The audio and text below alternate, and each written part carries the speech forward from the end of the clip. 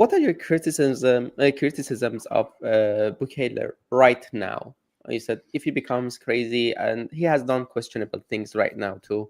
What are they, and what direction do you think they can get? Honestly, I don't really know myself what I think about him for sure. For example, so far when he took power or when he did something undemocratically, he did it for the people. For example, I talk about this in the documentary when he entered the assembly with some soldiers to force the assembly to vote his law.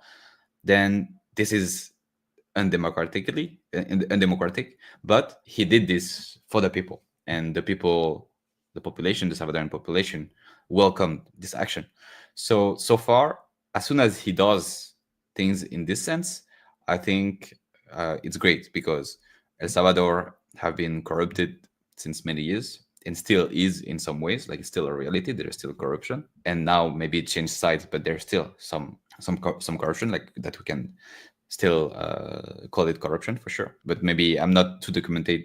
Like, I don't know much about all this, so I will not speak too much about all this. But there are still cases, people talking about corruption, about people being forced to leave their houses, and yeah, crazy stories.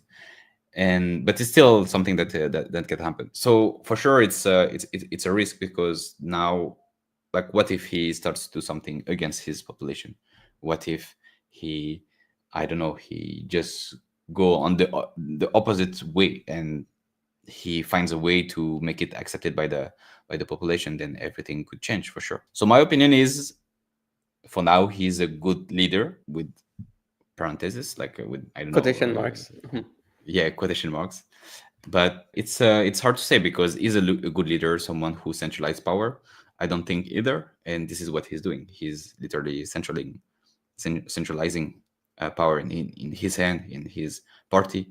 So it's not good either. And then on the economical way, what he does seems to work, but it's not perfect either. It's not so liberal. Some people, compare him to Milei in Argentina, but it's really different. Milei is really radical, and Bukele is not.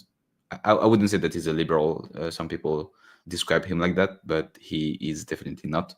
He has I think, some base of liberalism, and he likes Bitcoin, so of course he understands these ideas.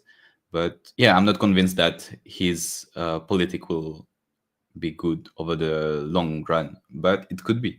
And for example, lots of people, I heard a few times when I was there, a comparison between El Salvador now and Singapore 50 years ago.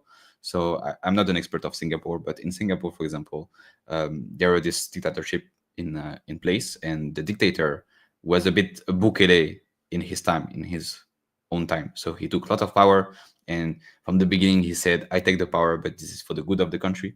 And in 50 years, Singapore went from a really poor country to one of the richest in the world. But because this person took the power by force and made something good. But the thing is, in this topic, he stayed 50 years in the power. What if after 20 years he would have went crazy, or he would have been killed? It's still the same topic. So far, in my opinion on Bukele is that he's doing good, but the way he does it is quite bad, and I don't see how it could end well, except with lots of chance.